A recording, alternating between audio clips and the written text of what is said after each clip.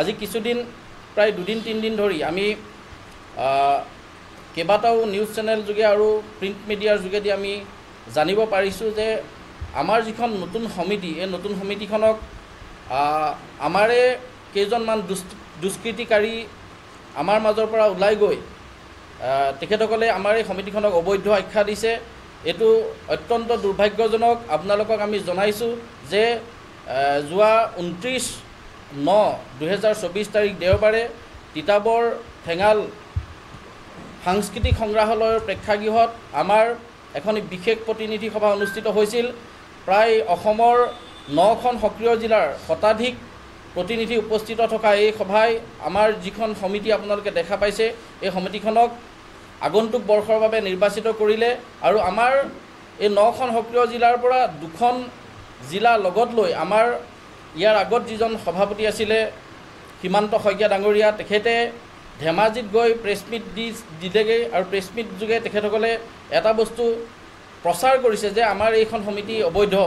গতিকে আমি এই কথাটো খুব দুৰ্ভাগ্যজনক আখ্যা দিছোঁ আৰু আমি তেখেতসকলক সকীয়াই দিছোঁ যে কেইখনমান টেবুল সমিতি গঠন কৰি অসমৰ সক্ৰিয় চুতীয়া জাতি যুৱ সন্মিলনৰ 9খন জিলা সমিতিক 7খন জিলা সমিতিক তেখেতসকলে হেয় প্ৰতিপন্ন কৰি আৰু এজন নিৰ্বাচিত সভাপতিক তেখেতসকলে ভুৱা বা স্বয়ম্ভু সভাপতি বুলি তেখেতসকলে যিটো ইতিমধ্যে বাতৰি যোগে প্ৰচাৰ কৰিছে বা মিডিয়া যোগে প্ৰচাৰ কৰিছে, আমি এইটো কঠোৰ ভাষাৰে সকীয়াই দিছোঁ।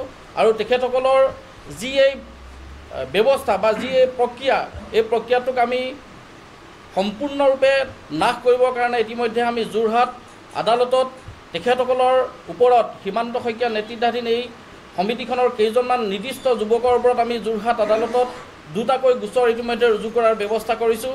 আৰু তাৰ লগে লগে তেখেতসকলক আমি এইটো আহ্বান জনাইছোঁ যে তেখেতসকল মূল খুঁটিলৈ ঘূৰি আহক। আৰু আপোনালোকৰ মাধ্যমৰ যোগেদি আমি জনাব বিচাৰিছোঁ যে যিজন সীমান্ত শইকীয়া সভাপতি, তেখেতে আজি ওলাই গৈ এই গোটেই ব্যৱস্থাটোত মানে এটা বিভ্ৰান্তি সৃষ্টি কৰিছে। তেখেতক আমি নৱগঠিত সমিতিখনৰ মুখ্য উপদেষ্টা হিচাপে ৰাখিছিলোঁ। তেখেতে 2খন জিলা লগত লৈ সভাপতি পদত্যাগৰ পাছতে নতুন সমিতি গঠন হোৱাৰ পূৰ্বেই কিন্তু পলায়ন কৰিলে। অসমৰ আদিম ভূমিপুত্ৰ চুতীয়া জনগোষ্ঠীৰ যিটো পেৰেণ্টছ সংগঠন, সেই পেৰেণ্টছ সংগঠনৰ নাম হৈছে, পিতৃ সংগঠনৰ নাম হৈছে সদৌ চুতীয়া জাতি সন্মিলন অসম। আমি তেখেতসকলৰ ছত্ৰছায়াতে কাম কৰি থাকোঁ। আমাৰ সদৌ অসম চুতীয়া ছাত্ৰ সন্থা, চুতীয়া যুৱ সন্মিলন বা চুতীয়া জাতি যুৱ সন্মিলন আৰু আমাৰ মহিলা সংগঠন আছে। গতিকে সদৌ চুতীয়া জাতি সন্মিলন অসমে অৰ্থাৎ আমাৰ পিতৃ সংগঠনে আমাৰ যিজন তদানীন্তন সভাপতি সীমান্ত শইকীয়াৰ ওপৰত মই ইতিমধ্যে তথ্য আছে, মই আপোনালোকক দিম। তেখেতৰ ওপৰত এটা বয়কটৰ প্ৰস্তাৱ লৈ থৈছে। মানে তেখেতক শাৰীৰিকভাৱে মাৰপিট কৰা ঘটনাৰ লগত জড়িতভাৱে তেখেতক মানে আমাৰ বয়োজ্যেষ্ঠ এজন ব্যক্তিক তেখেতে শাৰীৰিকভাৱে মাৰপিট কৰিছিলে 56ৰ এখন সভাত।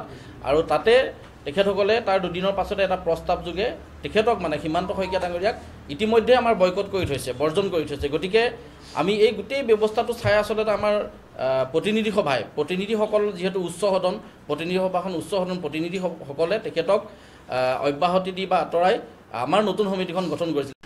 চুতীয়া জাতি যুৱ সন্মিলন অসমৰ এখন বিশেষ প্ৰতিনিধি সভা অনুষ্ঠিত হয় আৰু এই প্ৰতিনিধি সভাই আগন্তুক বৰ্ষৰ বাবে এখন নতুন সমিতি নিৰ্বাচিত কৰে। আৰু আজি এই নৱনিৰ্বাচিত চুতীয়া জাতি যুৱ সন্মিলন অসমৰ সমিতিখনৰ শপত গ্ৰহণ অনুষ্ঠান আছিল নগাঁও জিলাৰ বেবেজীয়া পালনাম থান পৰিচালনা সমিতিৰ সভাগৃহত। আজি আমি নৱনিৰ্বাচিত সমিতিখনে শপত গ্ৰহণ অনুষ্ঠান অনুষ্ঠিত কৰোঁ। আপোনালোক সকলোৱে জানে যে আমাৰ প্ৰধান সমস্যা হৈছে, চুতীয়া জাতিৰ প্ৰধান দাবী হৈছে জনজাতিকৰণ আৰু স্বায়ত্তশাসন। আমি দেখা পাইছোঁ যে আজি স্বাধীনতা লাভ কৰাৰ, ভাৰতবৰ্ষই স্বাধীনতা লাভ কৰাৰ পাছৰে পৰাই আজি বহু বছৰ ধৰি এই জনজাতিকৰণৰ বিষয়টোত চুতীয়া জাতি আন্দোলন কৰি আহিছে। চুতীয়া জাতিৰ কেওটা সংগঠন আন্দোলন কৰি থকা হৈছে। কিন্তু আমি দেখা পাওঁ যে নিৰ্বাচনৰ প্ৰাক মুহূৰ্তত এই যিটো ইছ্যু, জনজাতিকৰণৰ ইছ্যুটোক নিৰ্বাচনী বৈতৰণি পাৰ কৰাৰ এটা প্ৰক্ৰিয়া হিচাপে সকলো ৰাজনৈতিক দলে ব্যৱহাৰ কৰে।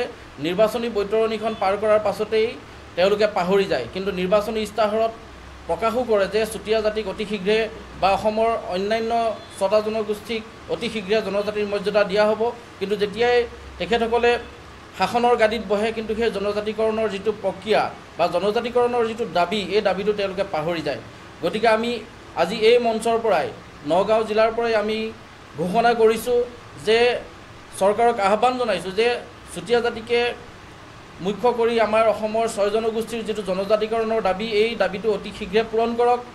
আৰু যদিহে এই দাবীটো 2026 চনৰ বিধানসভা নিৰ্বাচনৰ আগতে যদি এই জনজাতিকৰণৰ দাবীটো পূৰণ নকৰে, তেতিয়াহ'লে নিশ্চিতভাৱে এবাৰ বিজেপি নেতৃত্বাধীন চৰকাৰখনে চুতীয়া জনগোষ্ঠীৰ বিপুল বিৰোধিতাৰ সন্মুখীন হোৱাটো প্ৰায় নিশ্চিত হৈ পৰিছে। আগন্তুক যিহেতু শাৰদীয় দুৰ্গা পূজা আহি আছে, গতিকে শাৰদীয় দুৰ্গা পূজাৰ পাছতেই আমি জনজাতিকৰণৰ দাবীত গণতান্ত্ৰিকভাৱে আমি প্ৰতিবাদী কাৰ্যসূচী ৰূপায়ণ কৰিম।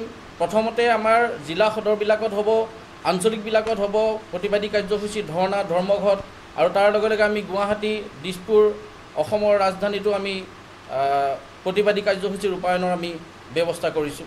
জাতি মাটি ভেটি ৰক্ষাৰ নামত বিজেপি চৰকাৰখন আহিছিল কেন্দ্ৰত, আৰু তাৰ পাছত ঠিক 16 চনত অসমতো বিজেপি চৰকাৰখন আহিছিল। আৰু সেই সময়ত কিন্তু মাননীয় প্ৰধানমন্ত্ৰী নৰেন্দ্ৰ মোদী নেতৃত্বাধীন বিজেপি চৰকাৰখনৰ কিন্তু নিৰ্বাচনী ইস্তাহাৰত 6 জনগোষ্ঠীৰ জনজাতিকৰণৰ প্ৰক্ৰিয়াটো কিন্তু আছিলে। তাত আমাক জনজাতিকৰণ দিয়াৰ সম্পূৰ্ণ তেখেতসকলে নিৰ্বাচনী ইস্তাহাৰত প্ৰকাশ কৰিছিলে। কিন্তু পৰৱৰ্তী সময়ত দেখা গ'ল জনজাতিকৰণৰ প্ৰক্ৰিয়াটো সম্পূৰ্ণ তেওঁলোকে ভৰিৰে মোহাৰি কিন্তু ডেভেলপমেণ্ট কাউন্সিল অৰ্থাৎ উন্নয়ন পৰিষদ গঠন কৰি 125 কোটি টকাৰ এটা পেকেজ যিটো ইতিমধ্যে চলি আছে, সেইটো দিয়ে ইতিমধ্যে আমাৰ মানুহখিনিক কিন্তু আভুৱা ভাৰিলে। আপোনালোকক মই জনাইছোঁ যে 125 কোটি টকাৰ চুতীয়াসকলক যিটো পেকেজ দিছে, অসমত প্ৰায় 15 লক্ষাধিক চুতীয়া মানুহে বসবাস কৰে। যদি 15 লক্ষাধিক মানুহক 125 কোটি টকাটো বিলাই দিয়া হয়, গাইপতি 7 টকামানকৈ পৰিব। গতিকে আমি এইটোহে বিচাৰিছোঁ যে যিটো আমাৰ ন্যায্য দাবী, জনজাতিকৰণৰ অবিহনে আমাৰ চুতীয়াসকলৰ যিটো আমাৰ দাবী, এই দাবীটো বা যিখিনি আশা আকাংক্ষা, এইখিনি কাহানিও পূৰণ নহয়। যিহেতু আমি অসমৰ অতিকে ভূমিপুত্ৰ আদিম জনগোষ্ঠী, আমাৰ জনজাতিকৰণ এটা স্বকীয় এটা ন্যায্য দাবী। গতিকে আমি এইটোৱে বিচাৰিছোঁ যে নিৰ্বাচনৰ সময়ত জনজাতিকৰণৰ ইস্যুটোক লৈ আপোনালোকে ললিপপ দি পেলাই নিৰ্বাচনী বৈতৰণি পাৰ হোৱাৰ সপোন কিন্তু নেদেখিব। অন্যথা এবাৰ 2026 চনৰ চুতীয়াসকলো জাগ্ৰত হৈছে, জাগিছে। গতিকে আপোনালোকে কিন্তু বিজেপি চৰকাৰখনে যিটো নীতি প্ৰয়োগ কৰি আছে, এই নীতিটোৰ বিৰুদ্ধে কিন্তু চুতীয়াসকলে বিজেপি বিৰোধী এটা স্থিতি গ্ৰহণ কৰিবলৈ কিন্তু বাধ্য হ'ব। হয় দৰ্শকবৃন্দ, আমাৰ বোকাজান আছাম ভইচ চেনেলক আপোনালোকে ছাবস্ক্ৰাইব আৰু শ্বেয়াৰ কৰক, যাতে আমি আৰু আগলৈ ভাল ভাল খবৰ আনিবলৈ চেষ্টা কৰিব পাৰোঁ।